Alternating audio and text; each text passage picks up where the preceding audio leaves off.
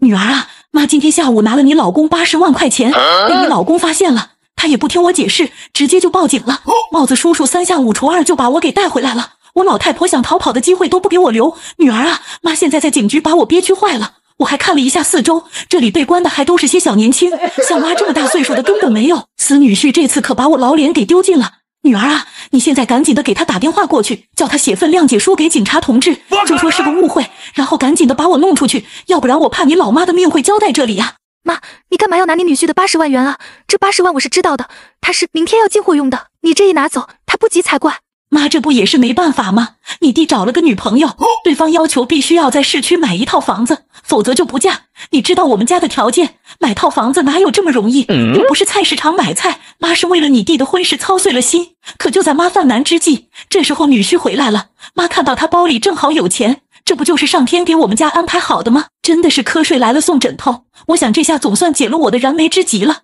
于是妈就趁你老公上厕所的时候把钱给拿走了，可惜最后还是被你老公给发现了。别说他反应也挺快的，还好我逃得也快，幸亏把钱已经给转移了，就这样也没能逃脱帽子叔叔的追捕，这不我又给打了回来了。女儿，你赶紧给你老公打电话，妈不能多说了，时间到了，电话要被警察给拿走了。就这样，母女俩挂断了电话，于是小美就马上给马大哈打电话过去。马大哈，你怎么把我妈给送进去了？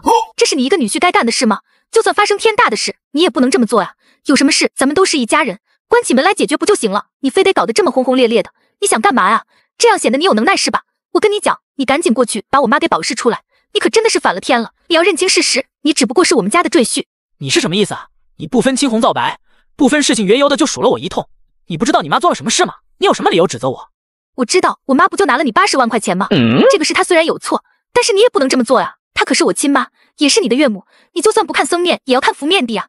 你做事还有没有大脑了？你这叫我怎么办？叫我情何以堪？我总不能眼睁睁的看着我妈坐在牢房里吧？马大哈，我现在命令你赶紧的去警察局把我妈给捞出来，要不然我跟你没完。我不可能去的，她又不是3岁小孩，她自己做的事就应该为自己的行为负责，这事是她自己自作孽不可活，这能怪谁？还有你叫你妈赶紧的把我的80万元还回来，要不然我就让她把牢底坐穿。马大哈，我看你胆肥了，你给我等着。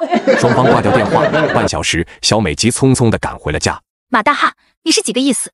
这日子你还想不想好好过了？世上哪有女婿把丈母娘送进去蹲小黑屋的吗？你说他有把我当女婿吗？他要是有把我当女婿，这种事情他就干不出来。既然他对我不仁，也就别怪我对他不义。你知道这80万对我有多重要吗？我是靠这80万元进原材料的，没这钱我该怎么办？你作为妻子有考虑过我的难处吗？有站在我的角度去想问题了吗？你不要扯这些没用的，你那建材公司原材料你可以分批次的进啊，非得一次进那么多吗？或者先给对方一部分的预付款，然后等货卖出去了，回笼了资金，剩下再给齐也行啊，又不是没有办法。真是的，非得急头白脸的，把大家弄得这么难看吗？有意思吗？把我妈送进去你就光荣了是吧？说了半天还是我的错了，你的意思我钱给人偷跑了，还不能吭声？还有你刚才说的什么叫分批次进货，你懂个什么呀？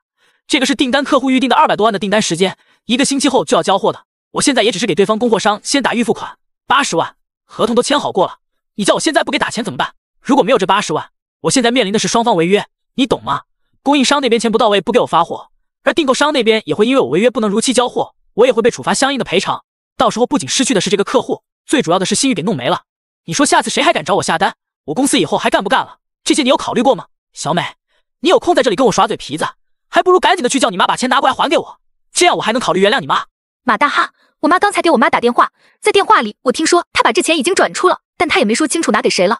这样马大哈，你现在就去先把我妈捞出来吧，那我是重中之重，等我妈出来了，我再把她说明情况，叫她把钱还给你行吗？你别糊弄我了，等我把她捞出来后，你认为你妈会承认是她拿的吗？她如果不承认，那时候我再报警，你说警察还会信我吗？那我这80万元估计真的是要泡汤了。还有我在你家这些年对她太了解了，她是想把我当汤圆一样肆意拿捏的。你说就凭你妈的德性，她是生怕欺负不死我，她还怎么可能良心发现会还我钱？好了，算我求你了，我妈年纪大了，身体也不怎么好，经不起这么折腾的，万一到时候在牢房里弄个病灾什么的，那就不好了，那我们的罪过可就大了，到时候邻里邻居的怎么看我们啊？我们会被抽脊梁骨的。马大哈，你就原谅她这一次好不好？不管怎么说，她都是你丈母娘，你是她的女婿，况且你还是上门女婿，这些钱你就当孝顺她的好不好？你知道你妈拿过多少次钱了吗？平时2、3千、3、5千的，我就不跟她计较了，因为我知道跟你讲你也是不听我的。我想算了，不跟她一般见识了。可这次你妈是太过分了，胆子越来越大了，不管多少钱她都拿了，她还真把我当提款机了。这老人家平时兜里揣的几千块钱也是正常的呀，就这芝麻绿豆点的小事，你也好意思搬出来说？别忘记自己身份，你还是一个上门女婿，你孝敬他，这不是应该的吗？好一个上门女婿！你说这个真的刺痛我的心了。那个时候要不是我家穷，你觉得我会去你家当上门女婿吗？可我到了你家，我过的都是什么日子？我把他当做亲生母亲一样对他好。可你妈她有把我当做女婿看吗？她甚至是不把我当做人看。自从我和你结婚以后，你妈就是对我百般嫌弃，心情一不好就骂我是废物，不会赚钱，甚至是不让我上桌吃饭。我一个大男人，我的尊严被她按在地上摩擦。可你也不帮我说一句话，你也从不维护我。我妈妈骂你批评你那是恨铁不成钢啊，你怎么就体会不到她的良苦用心呢？你是上门女婿，她不是有给你吃给你喝的吗？怎么我爸妈说你两句说不得了吗？你可拉倒吧，他老人家太良苦用心了。我炒个菜不是说我盐放多了，就是说我炒得太淡了，要不就说太油腻了，反正就是各种的挑刺，就这样我也能忍受。可他到外面去说我是个赘婿，想怎么欺负我就怎么欺负我，想让我站着我就得站着，想让我跪着我就得跪着，害得我出门头都抬不起来。就这样我知道自己没办法再在你家待下去了，于是我就选择离家出走。我离家出走后，在心里就暗暗的对自己发誓，我一定要闯出一番事业来。我刚到一个陌生的城市，一开始人生地不熟的，身上也没带多少钱，每天住在地下室，吃着泡面，有时候甚至连泡面都吃不上。那时候我的生活过得多么的艰辛，又有谁知道？但是我受过的每一份委屈，无时无刻不在提醒自己，我不能放弃，我不逼自己72变，谁能替你扛下81难？于是经过我不断的学习，不断的努力，不断的拼搏，我终于赢得了人生的第一桶金。最后我开启了属于自己的建材。你看你有今天的成就也是靠我们的，要不是我爸妈打压你，刺激你，你能离家出走吗？你不离家出走，能有今天这个成就吗？按这个逻辑来说，你是不是应该感谢他？所以你还不赶紧的去把我妈给保出来？你要懂得知恩图报，懂吗？你可真的是笑死我了！这里只有一个歪理，却有一大堆。可笑的是，你把歪理居然能说得这么冠冕堂皇。你管欺凌打压、肆意凌虐叫做是一种鼓励，你可真的是颠覆了我的三观了。好吧，好吧，就算是我妈的错了，行了吧？你有理可以了吧？但你作为一个晚辈，你就算再有理，你也要顾全大局啊！我妈毕竟是你的岳母，你就不能大度一点吗？你原谅她这一次不成吗？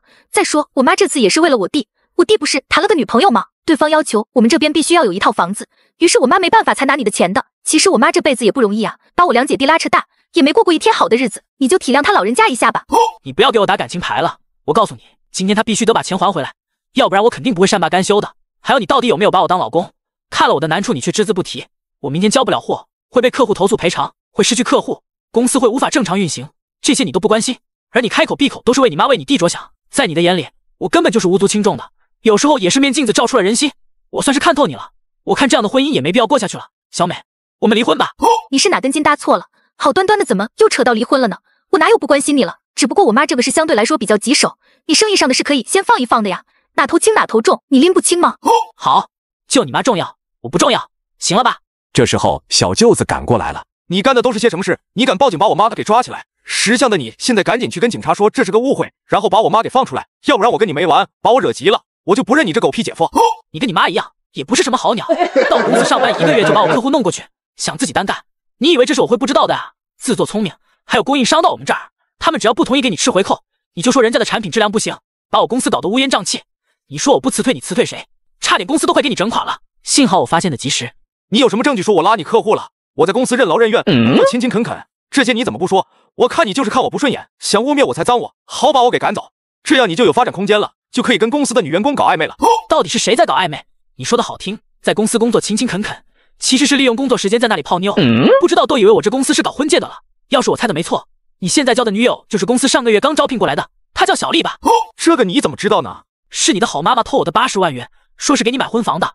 你们一家人可真的让我长见识了，一个要拉走我的客户，一个直接过来偷我的钱。而你作为我的老婆，立场也是非常的坚定，从此之中不分对错的，就是站在你妈那一头。你今天到底想要干什么？夫妻之间说这些话，你就不怕伤感情吗？还有你不要总说偷偷的，我们毕竟是一家人，说话有必要这么难听吗？再说你的财产也有我的一半的，就是自家人，拿自家人的东西怎么能算偷呢？充其量就算是借用一下。你是我姐夫，我再次警告你，你不要对我妈不尊敬，要不然我真的会削你。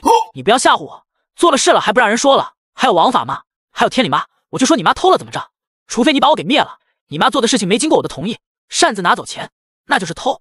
她要是不把80万元还给我，那她把年休在牢里过吧，也别想出来了。这时小舅子气急败坏的住手打了姐夫，而马大哈被打了也没有还手，而是选择报警。就这样，警察过来把小舅子也带走了，小儿子和母亲也终于团圆了，喜得银手镯两副。后来马大哈到法院提起了诉讼，最后他和小美也离婚了。